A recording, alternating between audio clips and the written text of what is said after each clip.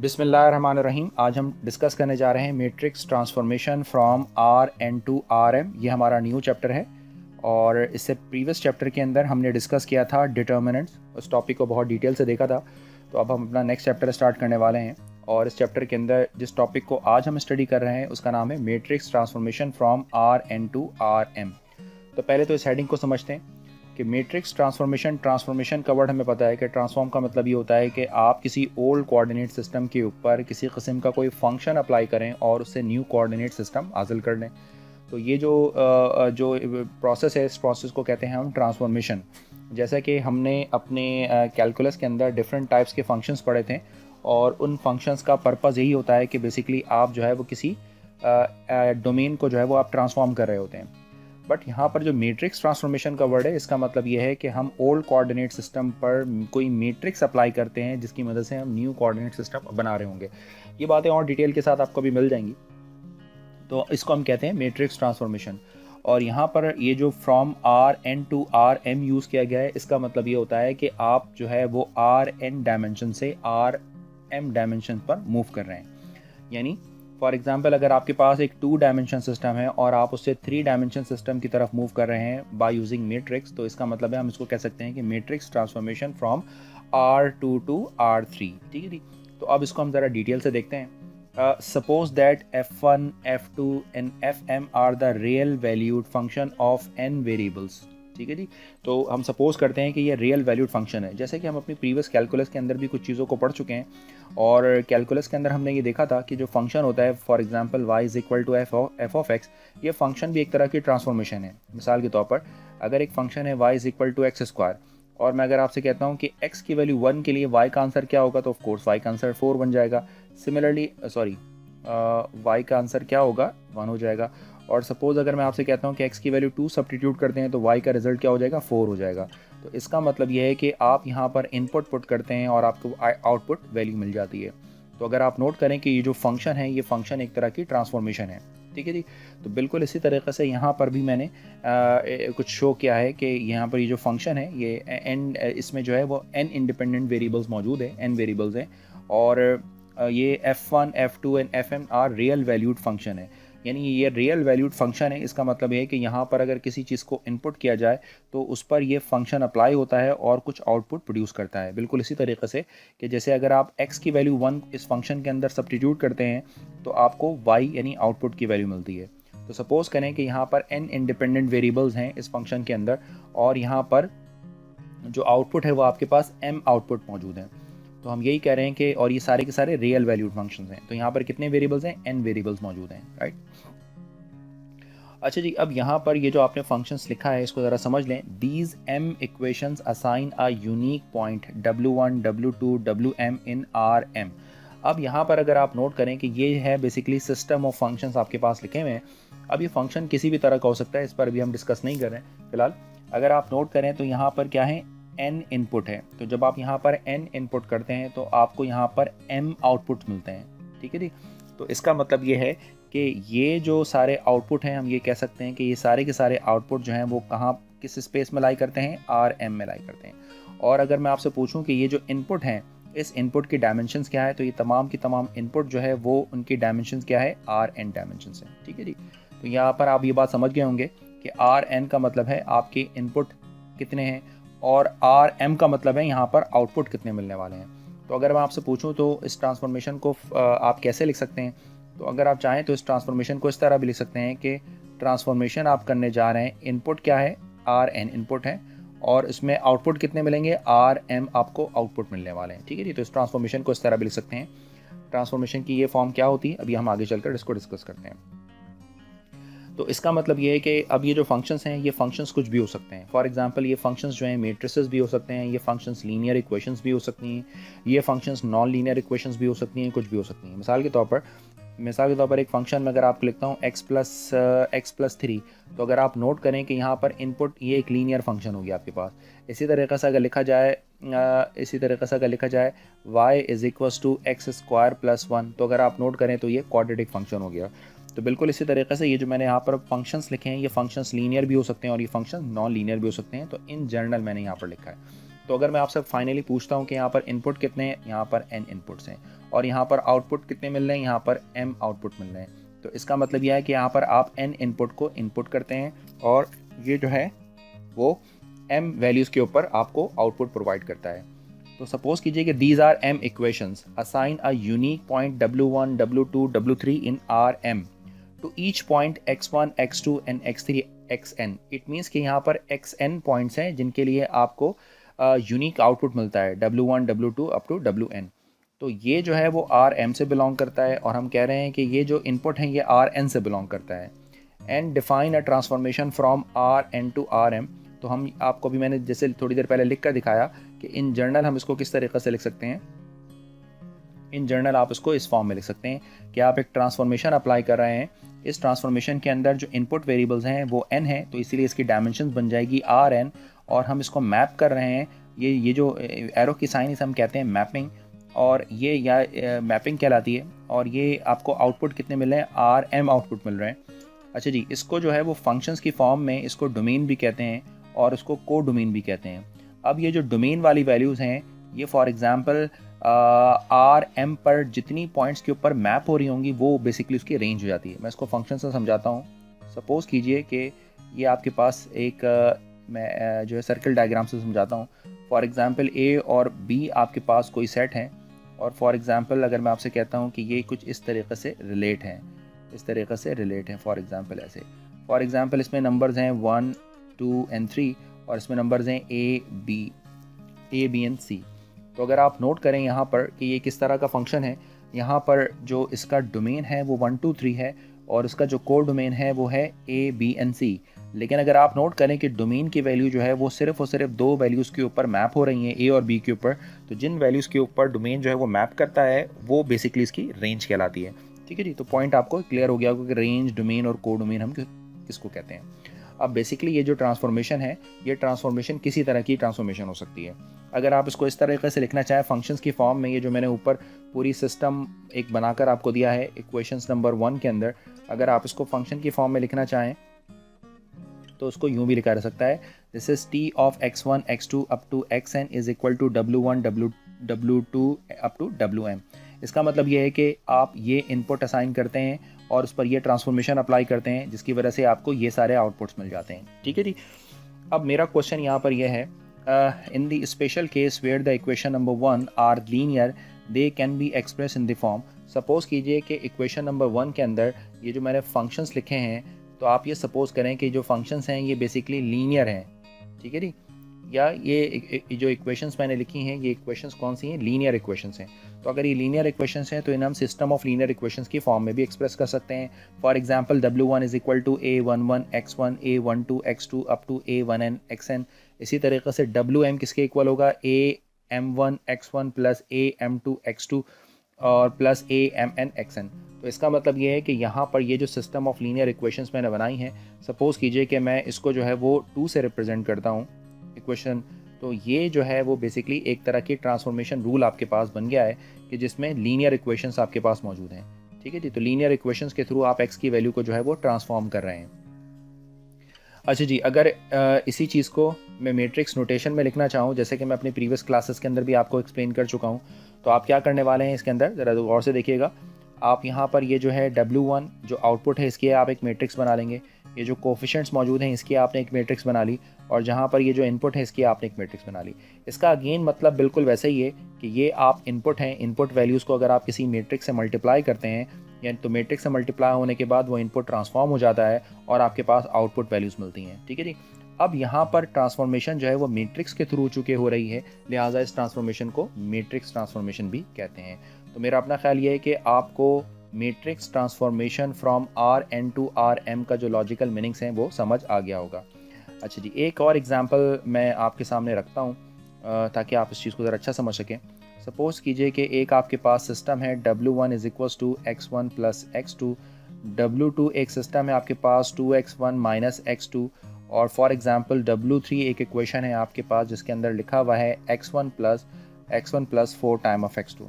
तो अगर मैं आपसे पूछता हूँ कि ये जो ट्रांसफॉर्मेशन है, इस ट्रांसफॉर्मेशन में या ये जो सिस्टम ऑफ इक्वेशंस हैं ये कैसी दिख रही हैं, तो तमाम की तमाम इक्वेशंस लीनियर दिख रही हैं। अगर मैं आपसे पूछता हूँ कि इसमें इनपुट कितने हैं, तो आपको नज़र आ रहा है कि x1 x2 इसमें 2 इनपुट हैं। और अगर आपसे पूछूँ आउटपुट कितने हैं, तो W1 W3 W3 आउटपुट हैं इसमें। तो अगर मैं आपसे पूछूं कि ये ट्रांसफॉर्मेशन कैसे लिखी जा सकती है, तो आप यकीनन ये कहेंगे कि ये ट्रांसफॉर्मेशन R2 को R3 पर मैप कर रही है। ठीक है जी, इसमें 2 इनपुट्स हैं 2।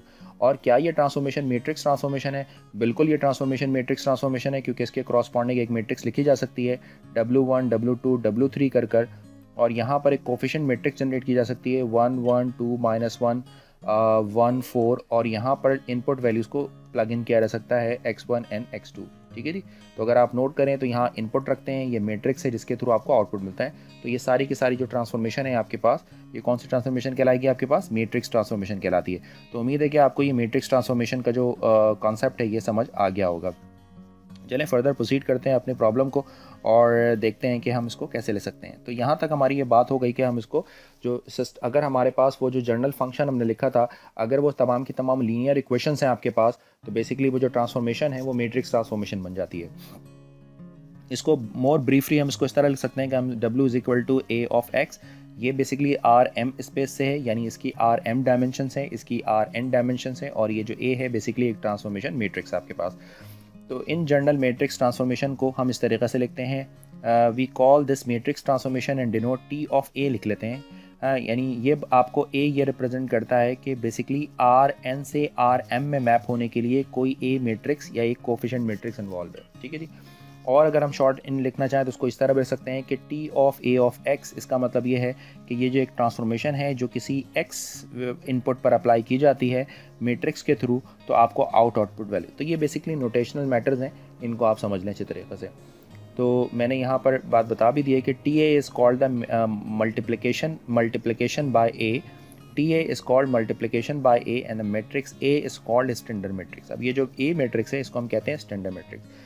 किसी भी सिस्टम के अंदर जो कोफिशिएंट मैट्रिक्स आपके पास है वो तो कोफिशिएंट मैट्रिक्स है, बट स्टैंडर्ड मैट्रिक्स हम उसको क्यों कह रहे हैं? क्योंकि बेसिकली हमारे पास कुछ स्टैंडर्ड ट्रांसफॉर्मेशंस होती हैं जिनकी वजह से हम ये यानी कुछ फिक्स स्टैंडर्ड टाइप की ट्रांसफॉर्मेशन है आपके पास, ऑलमोस्ट 10 स्टैंडर्ड टाइप की ट्रांसफॉर्मेशन है, उनसे जो मैट्रिक्स जनरेट होती है उन मैट्रिक्स को हम कहते हैं स्टैंडर्ड मैट्रिक्स। तो नॉर्मली जो हम ट्रांसफॉर्मेशन परफॉर्म करते हैं वो ट्रांसफॉर्मेशन स्टैंडर्ड मैट्रिक्स के थ्रू ही परफॉर्म होता है। अब वो क्या होता है अभी हम आगे चलकर डिस्कस करते हैं। For the transformation read T of A map X into W। तो हम इसको इस तरीके से रीड कर सकते हैं कि T ऑफ A जो है, यानी ये जो मैट्रिक्स है, ये मैट्रिक्स मैप करती है किसको? X को, जो इनपुट है कहाँ पर? Into W।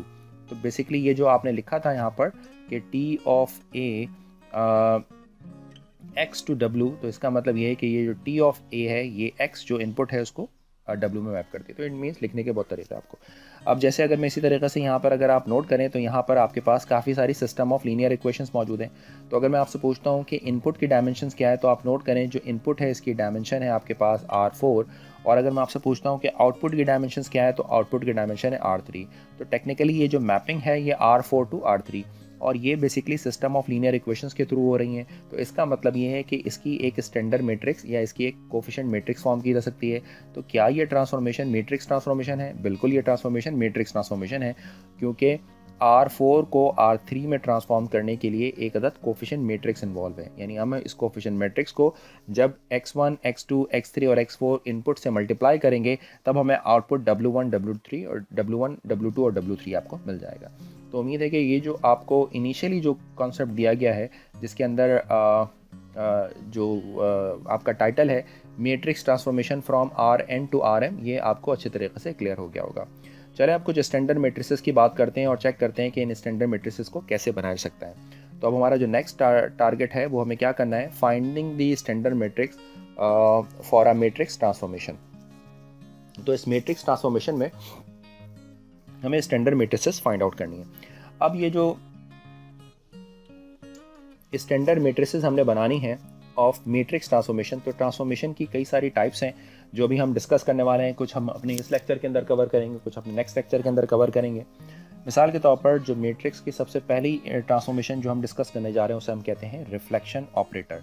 तो हम ये देख रहे हैं कि जब हम किसी पॉइंट को रिफ्लेक्ट करते हैं तो उसकी करस्पॉन्डिंग स्टैंडर्ड मैट्रिक्स कैसे बनती हैं। तो अगर एक दफ़ा हमको स्टैंडर्ड मैट्रिक्स ये फॉर्म करनी आ जाए या हमें याद हो जाए कि ये स्टैंडर्ड मैट्रिक्स है आपके पास, तो अब हर मर्तबा जब भी आपको रिफ्लेक्शन परफॉर्म करनी होगी, आप उस कोऑर्डिनेट सिस्टम को उस स्टैंडर्ड मैट्रिक्स से मल्टीप्लाई करोगे और अपनी रिजल्टेंट ट्रांसफॉर्मेशन का आपको आंसर मिल जाएगा। ठीक है जी। तो सबसे पहले हम डिस्कस करने जा रहे हैं standard matrix of reflection.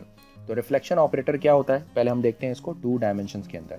Reflection operator को मैं बहुत डिटेल से आपको बताऊंगा एक एक चीज़, तो आपने इसको ध्यान में रखना है और डिटेल से सीखना है। तो सबसे पहले हम डिस्कस करने जा रहे हैं reflection about x axis. Reflection about x axis. तो रिफ्लेक्शन अबाउट एक्स एक्सिस का क्या मतलब है, तो मैं यहाँ पर आपको एक वेक्टर बनाकर दिखाता हूँ ताकि आप इस वेक्टर को आप इसको आसानी से समझ सकें कि यहाँ पर क्या काम हो रहा है। तो सपोज़ कीजिए कि ये है मेरे पास एक वेक्टर, ये मेरे पास एक ओरिजिनल वेक्टर है आपके पास जी एक अच्छा जी। सबसे पहले तो आप अपना एक जो है वो, बल्कि इसको यूं कर लीजिए क्योंकि मैंने स्पेस कुछ इस तरीके से छोड़ी है कि पहले मुझे वाई बताना चाहिए यहाँ पर। तो सॉरी, इसको हम पहले वाई कर लेते हैं। खैर इससे कोई फ़र्क नहीं पड़ता, हम पहले आपको बताते हैं रिफ्लेक्शन अबाउट वाई एक्सिस क्या होगा। अब रिफ्लेक्शन, क्योंकि मैंने यहाँ पर टेक्निकली नीचे स्पेस नहीं छोड़ी इसलिए मैं बता रहा हूँ आपको इसलिए। तो रिफ्लेक्शन अबाउट वाई एक्सिस का क्या मतलब है, रिफ्लेक्शन अबाउट वाई एक्सिस का मतलब ये है कि आपने अपना एक वेक्टर बना लिया यहाँ पर, ये आपका है ओरिजिनल वेक्टर, और आपने जो है वो इस वेक्टर को ये आपने एक वेक्टर बना लिया यहाँ पर, और आपके पास आपने इस वेक्टर को क्या करना है, रिफ्लेक्ट करना है अबाउट वाई एक्सिस। तो इसका क्या मतलब है रिफ्लेक्शन अबाउट वाई एक्सिस का, बहुत ध्यान से आपने इसको देखना है।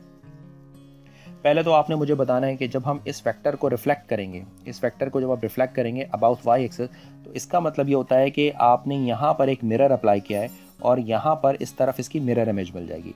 टेक्निकली अगर आप देखें तो अबाउट वाई एक्सिस आप इसको जो है वो रोटेट कर रहे होते हो। ठीक है जी। तो मैं अगर आपसे बोलता हूँ कि ये आपके पास ओरिजिनल वेक्टर है और ये यहाँ पर आपने वाई एक्सिस पर मिरर अप्लाई की, तो आप मुझे बताएं कि इसकी अब मिरर इमेज आपको किस तरीके से मिलने वाली है। तो अगर आप नोट करें तो यहाँ पर मिरर इमेज आपको कैसे मिलेगी, थोड़ा सा अगर आप सोचें तो आप बहुत आसान है इसको जज करना। तो ये मेरे पास जो रिज़ल्ट मिल जाएगा, ये देखिए, ये जो मेरे पास एक रिज़ल्ट आएगा ये इसकी एक मिरर इमेज बनकर आएगी। ठीक है जी।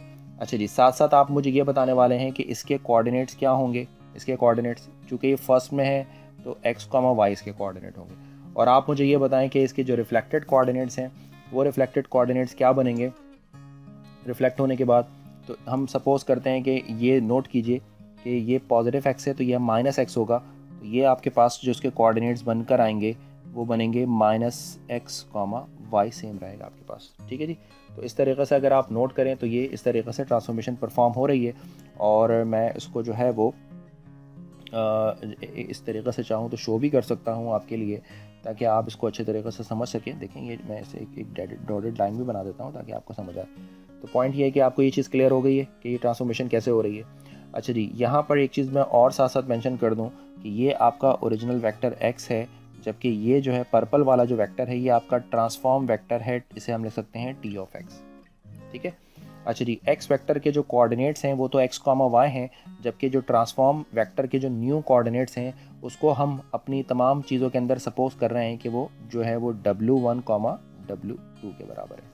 ठीक है। तो मैं ये w1 यहाँ w2 यहाँ नहीं लिख रहा हूँ, लेकिन मैं आपको यहाँ पर बता रहा हूँ कि w1 w2 का मतलब होगा ट्रांसफॉर्म कोऑर्डिनेट, और x, 1 या x1, y1 का मतलब, या x1 x2 का जो मतलब है वो इनपुट होगा। तो यहाँ पर अब आपने मुझे ये बताना है कि इसकी करस्पॉन्डिंग इक्वेशन आपके पास क्या बनकर आएगी। तो अगर आप नोट कीजिए कि जो w1 होगा आपके पास, यानी ये जो w1 है ये किसके इक्वल है, ये इक्वल आ जाएगा x1, और y चूँकि नहीं है तो हम इसको 0y लिख सकते हैं समझने के लिए, और w2 किसके इक्वल होगा, w2 सिर्फ y के इक्वल है तो इसको समझने के लिए 0x + y लिख सकते हैं। ठीक है जी। तो और जल्दी से अगर मैं आपसे पूछता हूँ कि बताएं कि इसकी स्टैंडर्ड मैट्रिक्स क्या बनने वाली है, तो क्या आप मुझे बताएंगे कि अब इसकी स्टैंडर्ड मैट्रिक्स जो बेसिकली कोफिशिएंट मैट्रिक्स होती है वो क्या बनेगी। बहुत सिंपल है क्योंकि ये बात हमें नज़र आ रही है। इसका कोफिशिएंट होगा -1, 0, 0 एंड 1। तो इसका मतलब ये है कि ये आपकी बन गई एक स्टैंडर्ड मैट्रिक्स। ठीक है जी, पॉइंट समझ आ गया आपको। तो जब भी आपने रिफ्लेक्ट करना होगा अबाउट वाई एक्सिस, तो इसका मतलब ये है कि आपने इसका सबसे याद रखने का एक आसान सा हल ये है कि आप ये तमाम मैट्रिसेस एक आइडेंटिटी मैट्रिसेस होती हैं, और इस आइडेंटिटी मैट्रिक्स में अगर x की प्लेस के ऊपर -1 आ जाए तो हम कहते हैं कि ये रिफ्लेक्शन अबाउट y एक्सिस है। तो ज़रा जल्दी से हम टाइम जो है हमारे पास थोड़ा सा, क्योंकि वीडियो की लेंथ बढ़ जाती है, तो ज़रा जल्दी से हम अपनी सेकंड ट्रांसफॉर्मेशन परफॉर्म करते हैं। अच्छा जी, सेकंड ट्रांसफॉर्मेशन में मैं क्या करने वाला हूँ ज़रा आप बताइए मुझे। यहाँ पर रिफ्लेक्शन किया था अबाउट, अच्छा जी, इसको एक चीज़ और, एक बात और मुझे याद आ गई है कि अगर मैं इसको ट्रांसफॉर्मेशन की फॉर्म में लिखना चाहूँ तो उसको लिख सकता हूँ टी के T of x comma y जो है ये बेसिकली ट्रांसफॉर्म हो रहा है किसमें, -x, y में। इसी तरीके से नेक्स्ट आप मुझे बताने वाले हैं क्या, reflection, this is reflection about x axis. तो रिफ्लेक्शन अबाउट x एक्सिस को ज़रा जल्दी से परफॉर्म करते हैं हम और देखते हैं कि क्या हमारे पास रिजल्ट निकलता है। तो ये है मेरे पास ओरिजिनल वेक्टर, सपोज कीजिए ये मेरे पास वेक्टर है, और मैं अगर आपसे कहता हूँ कि इसका जो ट्रांसफॉर्म वेक्टर है वो क्या होगा, तो इस पर्पल कलर से मैं यहाँ पर एक इसका ट्रांसफॉर्म वेक्टर बना रहा हूँ। ठीक है जी, तो क्या आपको ये ट्रांसफॉर्मेशन समझ आई है? यहाँ पर उम्मीद है कि ट्रांसफॉर्मेशन समझ आई होगी, यानी ये इस तरीके से आपके पास ट्रांसफॉर्म हो रहा है। ठीक है, अब ज़रा जल्दी से अब आपने मुझे क्या करना है, इसके कोऑर्डिनेट्स बताने हैं और मुझे बताना है कि इसके कोऑर्डिनेट्स क्या होंगे। तो ऑफ कोर्स इसके कोऑर्डिनेट x, y। तो रिफ्लेक्शन अबाउट x एक्सिस का मतलब है कि आपने x एक्सिस के ऊपर एक जो है वो मिरर अप्लाई किया और ये इसकी मिरर इमेज मिल रही है, यानी एक तरह से ये रोटेशन परफॉर्म कर रहा है। और आपने मुझे बताना है कि यहाँ पर इसके जो ट्रांसलेटेड कोऑर्डिनेट हैं, सॉरी रिफ्लेक्टेड कोऑर्डिनेट हैं, वो क्या होंगे। तो अगर आप नोट करें कि इसमें x तो x रहेगा, जबकि y की वैल्यू -y के इक्वल हो जाएगी। ठीक है जी, y नेगेटिव है, x तो पॉजिटिव है। तो इसका मतलब है कि जो W1 और W2 कोऑर्डिनेट हैं आपके पास, ये क्या बन जाएंगे आपके पास, तो बहुत सिंपल हो गया आपके पास। अब W1 की वैल्यू इक्वल हो जाएगी आपके पास x, चूँकि y नहीं है तो 0y लिख लीजिए, और यहाँ पर ये जो W2 है आपके पास ये इक्वल होगा आपके पास -y, तो x की जगह 0 लिख लेते हैं एंड देन -y हम कर लेते हैं इसको। ठीक है जी, तो अब आपने मुझे फाइनली ये बताना है कि यहाँ पर ये जो मैट्रिक्स है आपके पास, ये मैट्रिक्स क्या बनेगी। तो पहले तो हम अपनी आसानी के लिए इसी को कॉपी कर यहाँ पर पेस्ट कर लेते हैं और देखते हैं कि क्या वेरिएशन आ रही है। तो अब आप मुझे बताएं कि यहाँ पर मैट्रिक्स क्या बनेगी। ये माइनस के साइन को मैं फ़िलहाल यहाँ पर रिमूव कर लेता हूँ। अगर आप नोट करें तो ये बनेगा 1 0, ये 0 आ जाएगा और यहाँ पर y की वैल्यू आ जाएगी आपके पास -1। तो ये आपके पास बन गई standard matrix reflection about x axis. और अगर मैं इसको ट्रांसफॉर्मेशन की फॉर्म में लिखना चाहूँ तो कैसे लिखूंगा, इसको लिख सकते हैं कि टी ऑफ x, y कैसे ट्रांसफॉर्म हो रहा है, ये x, -y का ट्रांसफॉर्म हो रहा है। राइट, चले जी, अब हम अपनी थर्ड पे चलते हैं और एक और हम ट्रांसफॉर्मेशन डिस्कस करते हैं। इसे हम कहते हैं reflection about the line, reflection about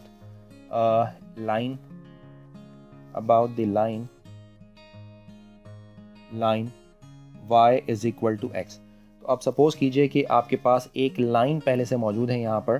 तो अब ये बात ज़रा ध्यान में रखिएगा और बहुत डिटेल में आपको बताता हूँ। अब सपोज कीजिए कि, बल्कि मैं इसको जो है वो येलो से फॉर्म करता हूँ। तो सपोज कीजिए कि ये लाइन आपके पास पहले से मौजूद है और इस लाइन की जो इक्वेशन है आपके पास, वो लाइन की इक्वेशन क्या है, y is equals to x। ठीक है जी, अब आपके पास जो ओरिजिनल वेक्टर है आपके पास, वो ओरिजिनल वेक्टर ये है आपके पास, ये बना आपका ओरिजिनल वेक्टर, मिसाल के तौर पर ये बना आपका ओरिजिनल वेक्टर।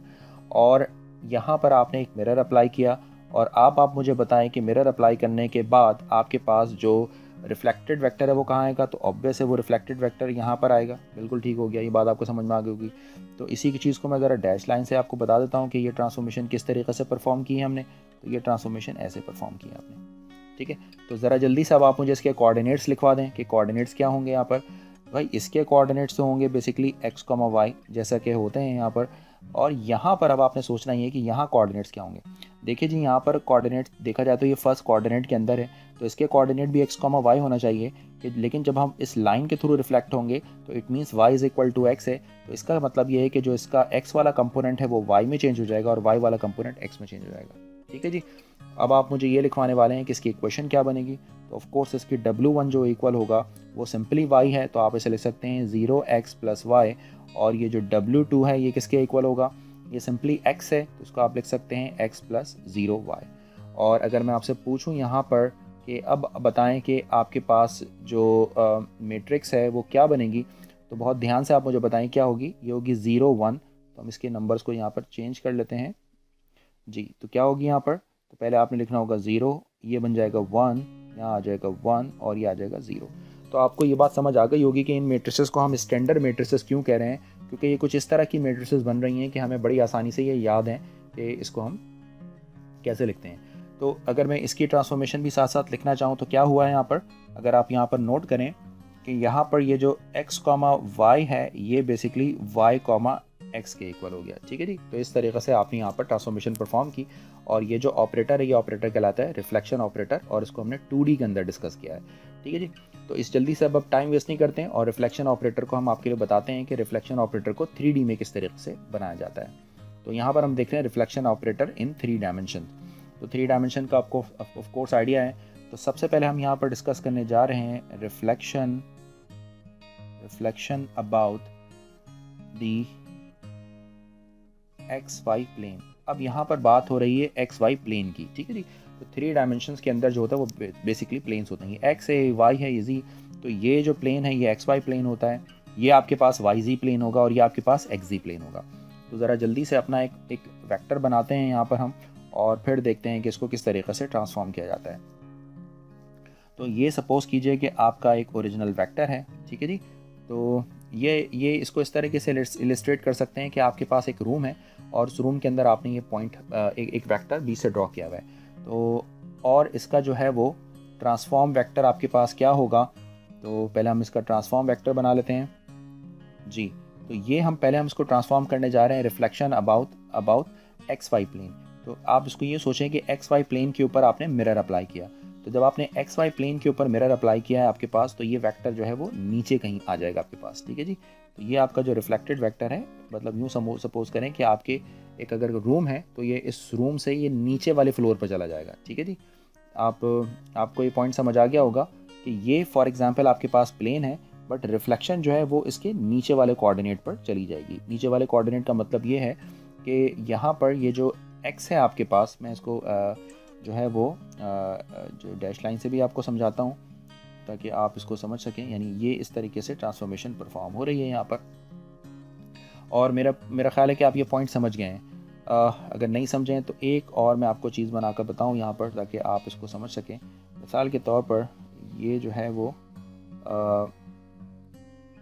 ये जो अगर मैं आपसे कहता हूँ, सॉरी जी, ज़रा ध्यान दीजिएगा कि अगर मैं आपसे कहता हूँ कि ये जो नीचे वाला कोऑर्डिनेट सिस्टम है ये क्या होगा, तो ऑफ कोर्स आपको नज़र आ रहा है ये क्या होगा, ये आपके पास ऊपर वाला z है तो नीचे वाला एक्चुअली -z होगा। ठीक है जी। तो ये -z वाला कंपोनेंट आपको मिल रहा है।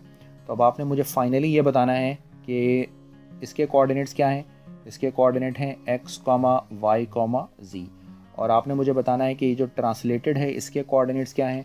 तो इसके कोऑर्डिनेट्स होंगे x होगा, इसमें y होगा, जबकि ये जो z है ये नीचे की तरफ चला गया है, तो यानी नेगेटिव डायरेक्शन में यहाँ पर मिल रहा है आपको -z, तो यहाँ पर आपको मिलेगा -c। ठीक है जी।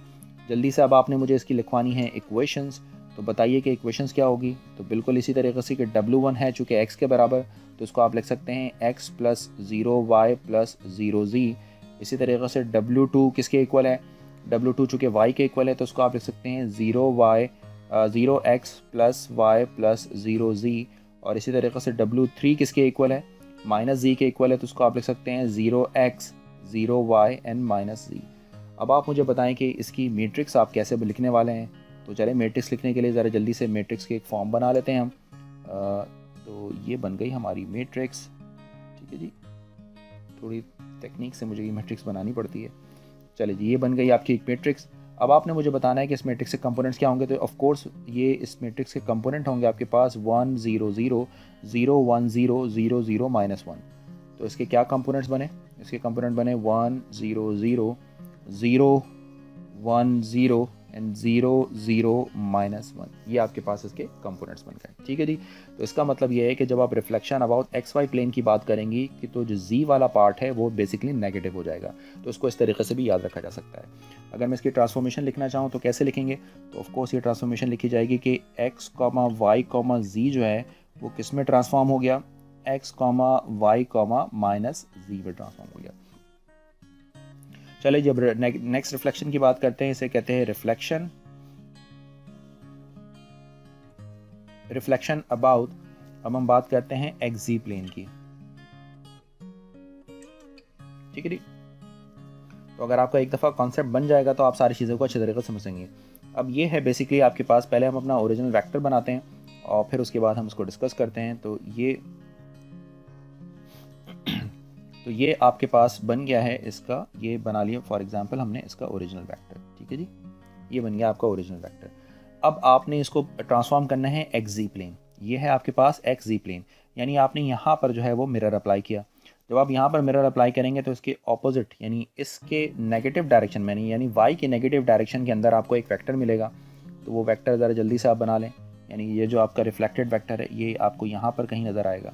मैं इसको ज़रा एरो डायग्राम से भी, आपको डैश लाइन से भी बता देता हूँ कि ये किस तरह परफॉर्म हो रहा है, ताकि कॉन्सेप्ट आपके अच्छे से क्लियर हो जाए। ये यहाँ पर आपको ऐसे कुछ मिलेगा, ठीक है।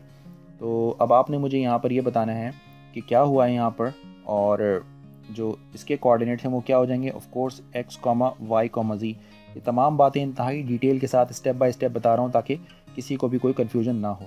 तो अगर आप नोट करें तो x और y तो पॉजिटिव होंगे, लेकिन ये चूँकि जो है वो -y वाले डायरेक्शन में है।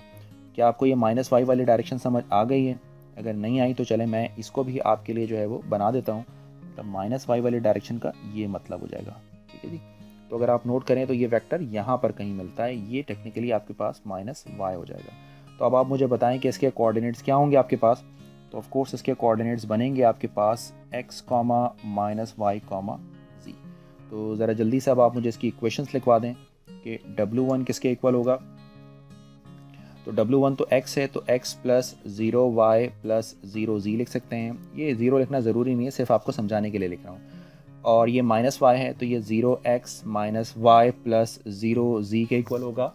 और इसी तरीक़े से W3 किसके इक्वल होगा। W3 क्या बन जाएगा, ये z है तो ये बनेगा 0x plus 0y plus z। और आप मुझे बताएं कि इसकी स्टैंडर्ड मैट्रिक्स जो है वो क्या बनेगी। तो स्टैंडर्ड मैट्रिक्स के लिए इसी मैट्रिक्स को जल्दी से हम कॉपी कर लेते हैं। तो अब आप मुझे बताएं कि क्या रिजल्ट होगा। ये होगा 1 0 0, ओके हो गया। फिर 0 -1 0 होना चाहिए यहाँ पर, तो यहाँ पर हमने सिर्फ और सिर्फ माइनस लगा दिया। और थर्ड के अंदर क्या होगा 0 0 1, तो यहाँ पर माइनस की साइन नहीं होनी चाहिए, तो यहाँ से हमने माइनस की साइन को रिमूव कर दी, राइट। तो ये बेसिकली हमारे पास, सॉरी मैं रीराइट कर लेता हूँ उसको, दिस इज 0 and 1। तो ये हमारे पास मैट्रिक्स, स्टैंडर्ड मैट्रिक्स बन गई। अच्छा जी, ये ट्रांसफॉर्मेशन किस तरीके से हमने परफॉर्म की है। तो ये ट्रांसफॉर्मेशन में हमने x, y, z को इनपुट किया और रिजल्टन हमारे पास x, -y, z बनकर आ गया आपके पास, ठीक है जी। तो उम्मीद है कि आपको ये वाली ट्रांसफॉर्मेशन ठीक से समझ आ गई होगी। तो अगर x और z की बात करते हैं तो अगर आप नोट करें तो इस स्टैंडर्ड मैट्रिक्स में ये जो y वाला पार्ट है, y यानी x मान लें से y मान लें से z मान लें, तो इस y वाला पार्ट में जो 1 है वो नेगेटिव आ जाता है, ठीक है जी। होती हैं आइडेंटिटी मैट्रिक्स ही हैं। अच्छा, इसी तरीके से अब हम थर्ड पार्ट को ट्राई कर रहे हैं और हम क्या चेक करने जा रहे हैं। हम चेक करने जा रहे हैं यहाँ पर reflection, this is called reflection about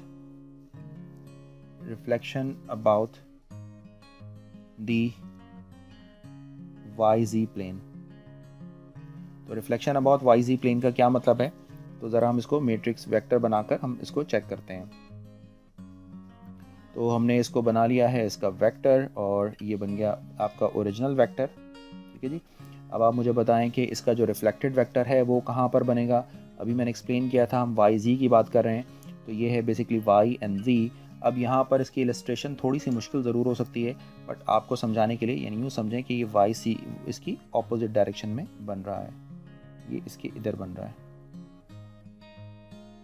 ठीक है जी।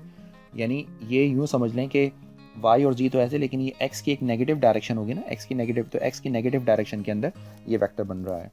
तो अगर मैं इसको एरो डायग्राम से बनाना, एरो डायग्राम भी आपके लिए डैश लाइन भी बना देता हूँ ताकि आप इसको आसानी से समझ सकें। यानी इस तरीके से ये ट्रांसफॉर्म हो रहा है ऐसे।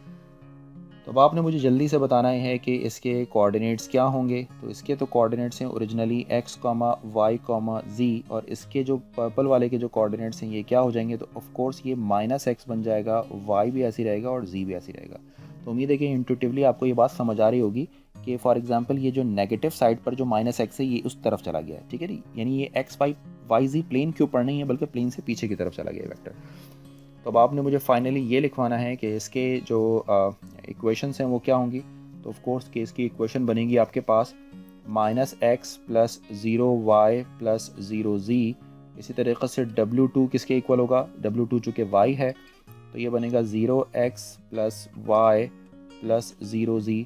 और ये W3 किसके इक्वल होगा, W3 इक्वल होगा आपके पास 0x plus 0y plus z। और आपने मुझे फाइनली ये बताना ये है कि आपके पास जो मैट्रिक्स बनकर आएगी स्टैंडर्ड वो क्या होगी।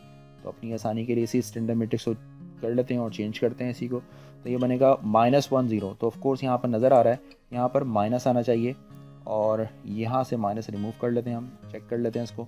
0 1 0 0 1 0 एंड 0 0 1 0 0 1। तो अगर आप रिफ्लेक्ट करते हैं अबाउट YZ प्लेन तो इसका मतलब है कि जो x वाला पार्ट है यानी x वाली जो रो है उसके अंदर माइनस के साइन यहाँ पर आएगी। और ये ट्रांसफॉर्मेशन कैसे अप्लाई की है, ये ट्रांसफॉर्मेशन हमने अप्लाई की है x, y, z और ये इक्वल होगा -x, y, z के। तो उम्मीद है कि आपको ये जो आज रिफ्लेक्शन मैंने आपके साथ डिस्कस किया है, ये रिफ्लेक्शन ट्रांसफॉर्मेशन आपके अच्छे तरीके से क्लियर हो गई होगी। एक तो ये कि आपको दो बातें यहाँ पर डिस्कस की हैं। एक तो आपके साथ ये डिस्कस किया है कि ये जो Rn to Rm ट्रांसफॉर्मेशन है ये क्या होती है। और सेकंड यहाँ पर यानी आज के सेक्शन के अंदर हमने एक ऑपरेटर डिस्कस किया है, इसका नाम है रिफ्लेक्शन ऑपरेटर। ये रिफ्लेक्शन ऑपरेटर 2D और 3D के अंदर हमने डिस्कस किया है। ये स्टैंडर्ड मैट्रिसेस बहुत इंपॉर्टेंट है और ये आपको याद होनी चाहिए। तो उम्मीद है कि आपको आज का लेक्चर समझ आ गया होगा। प्लीज़ लाइक करें, शेयर करें, अपने कमेंट ज़रूर करें। Thanks for watching this video. अल्लाह हाफ़िज़।